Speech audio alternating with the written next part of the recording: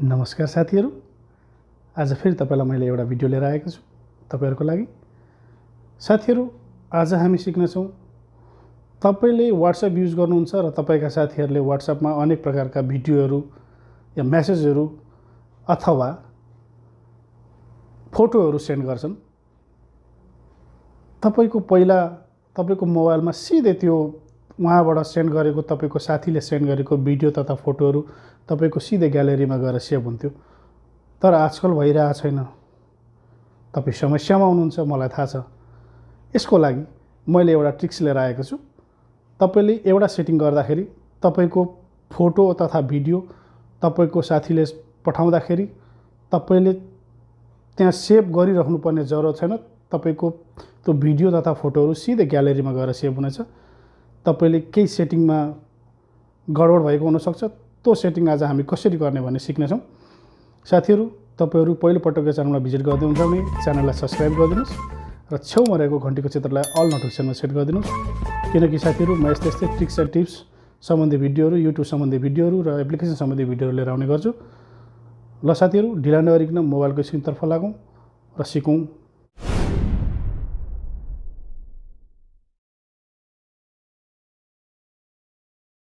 आउनुस् आज सिकौं केही सेटिङ गरेर सजिलैसँग तपाईले साथीले पठाएको फोटो तथा भिडियोहरु आफ्नो ग्यालेरीमा सिधै सेभ गर्न सकिनेछ। त्यसको लागि साथीहरु ढिला नगरिकन भिडियोतर्फ लागौं र सिकौं। सबैभन्दा पहिला तपाईले WhatsApp ओपन गर्नुपर्ने हुन्छ। म WhatsApp ओपन गर्दै छु। अब साथीहरु, तपाईले यहाँ माथि देख्न सक्नुहुन्छ एउटा 3 डट देख्न सक्नुहुन्छ। यो 3 डटमा टच गर्नुपर्ने हुन्छ। यसमा टच गर्नु। त्यसपछि साथीहरु तपाईले फेरि यहाँ देख्न सक्नुहुन्छ सेटिङको अप्सन। यहाँनेरि सेटिङको अप्सन, यसमा टच गर्नुस्। अब साथीहरु तपाईले यहाँ देख्न सक्नुहुन्छ फेरि च्याटको अप्सन, यो देख्न सक्नुहुन्छ। यो गएर च्याट भनेको छ यहाँनेरि, यसमा टच गर्नुस्। अब साथीहरु तपाईको यहाँ देख्न सक्नुहुन्छ यो अफ हुन सक्छ। यो भाग जुन छ यो अफ हुन सक्छ।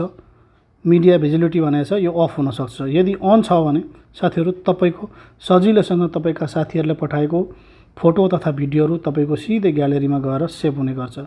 यदि यो छैन भने, यदि यो अफ छ भने साथीहरु यसरी यो अफ छ भने तपाईको फोटो तथा भिडियोहरु तपाईको ग्यालेरीमा गएर सिधै सेभ हुँदैन। यदि तपाईले बाइ मिस्टेकले यो अफ गर्नु भएको रहेछ भने तपाईले यसलाई अन गर्नुपर्ने हुन्छ। यसलाई अन गरिदिनुस्।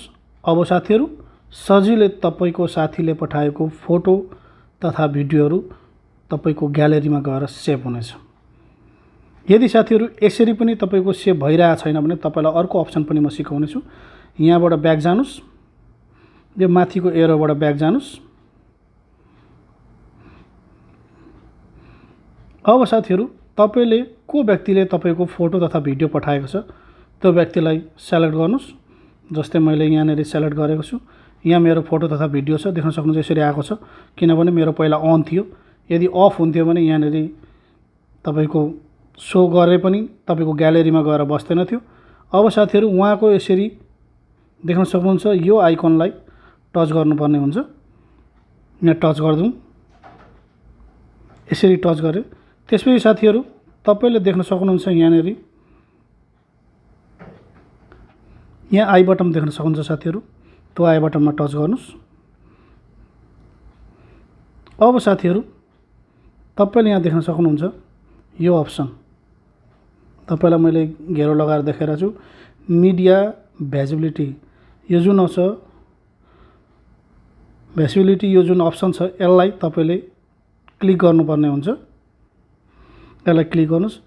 साथीहरु यहाँ देख्न सक्नुहुन्छ अहिले यो बाइ डिफल्टमा यसरी रहेको छ। यो देख्न सक्नुहुन्छ यो बाइ डिफल्टमा छ।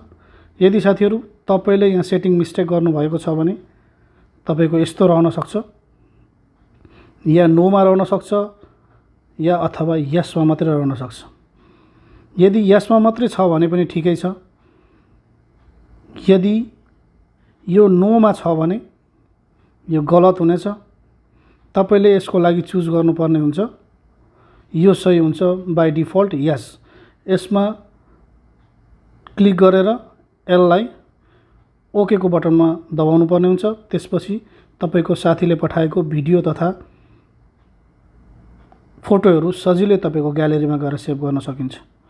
साथीहरू, म यस्तै प्रकारका भिडियोहरू, इन्फर्मेटिभ भिडियोहरू तपाईहरुको सामुन्ने लिएर आउँछु। ट्रिक्स एन्ड टिप्स भिडियोहरू तपाईहरुको सामुन्ने लिएर आउने गर्छु।